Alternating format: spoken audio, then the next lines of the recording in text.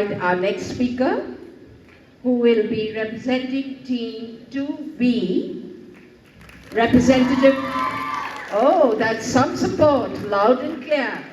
2B, and the representative shall speak for the topic. What happened? Where are the rest of you? Now it's going to be a longer walk, as you can see, for the speakers from the left to the right end of the podium, to the podium rather, and therefore the clapping must go on.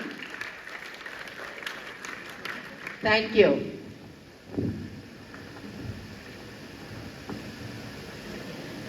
A very good afternoon everyone who are present here.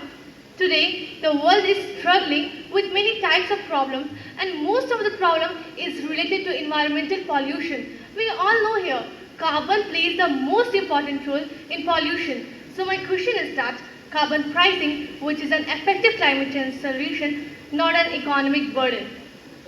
And I'm putting stand on it. Carbon pricing creates a financial incentive for businesses and individuals to reduce their carbon emissions. By putting a price on carbon, it encourages the transitions to clear energy and more sustainable practices. Carbon pricing stimulates innovation in clean technologies. When companies face higher costs for emitting carbon, they are motivated to develop or adopt greener technologies, which can lead to a more sustainable and efficient economy in the long run. Depending on how it's implemented, revenue generated from carbon pricing can be used to fund renewable energy projects, energy efficiency programs, and other initiatives that further combat climate change. Carbon pricing provides a clear and predictable economic signal for businesses and investors. This stability encourages long-term planning and investment in sustainable technologies, which can lead to further combat climate change. And in fact, it will be an job creation and economic growth. Implementing carbon pricing demonstrates a commitment against climate actions, which can lead to build trust or encourage international cooperation in the fight against climate change. By reducing air pollution associated with burning fossil fuels and so on, carbon pricing can lead to significant improvement in public health, resulting in lower healthcare costs and a higher quality of life. Failing to address climate change can lead to even greater economic burden in the form of natural disaster, agricultural losses, and infrastructure damages. In fact, New Zealand is the first to levy a carbon tax. Kiwis will pay an extra New Zealander $2 a week for electricity, petrol, gas, and so on. But still now, what we are doing, we are just cutting down the trees also in a large amount, and we are just increasing the rate of carbon dioxide in our atmosphere. That's why carbon pricing is very, very, very important for us. Thank you. Thank you, Speaker. Questions, please. Yes, one in. So you talked about carbon pricing being an incentive for businesses and individuals.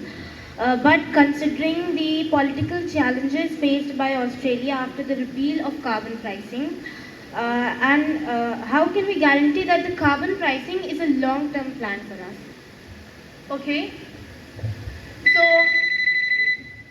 if we put a price on carbon, the people who take some industries, they will open some industries, and they will be the job creations, and it will be the sustainable, and we will be the work on sustainable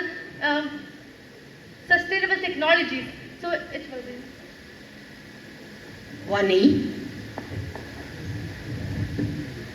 You talked about carbon tax, quote unquote, bringing about stability and helping in the long-term planning. How does this even stand true when point number one, not all countries have been able to abide by it, and number two, there's no ethical means of assessment of the carbon tax that is to be paid?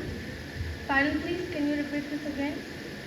Ma'am, you talked about quote unquote stability that is being brought about the carbon tax. How does this even stand true when point number one, not all countries have been able to abide by it, and number two, there's no ethical means of assessment of the carbon tax that needs to be paid? Okay, so actually I have a question for you, that it will be as you said that, so it will be but more than that, it will be an effective and only climate change solution. So what will be the most important for you? That your life is the more important for you or your money? Okay. Next question, please go ahead. Thank you, ma'am. A very simple question. When we talk about economic burdens, don't you believe Arabic countries, countries in Middle East, whose entire economy revolves around fossil fuels, wouldn't switching from fossil fuels be an economic burden for those specific countries? Thank you. Can you repeat this again? My simple question is, countries in the Middle East whose major form of inflow of finances from the international borders is from fossil fuels, oil, etc. Don't you believe switching from fossil fuels will be an economic burden for these That will countries? be all. Thank you. The question remains unanswered because of paucity of time. Thank you very much, Speaker. Thank you to the participants for this very good, thought-provoking questions. And time now for me to invite our next speaker.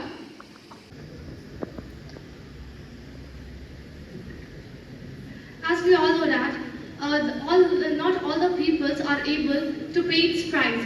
Some of the peoples who are in the poverty zone, so what they will do?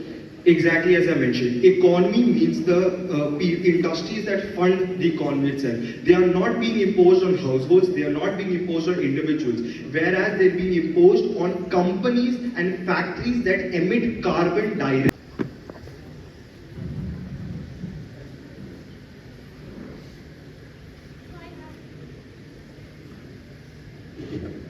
So I have a question for you that you said, so how could you encourage the peoples about the environmental pollution? Because we all know that there are so many problems in our environment and it will be very harmful for us and it will impact in our health also.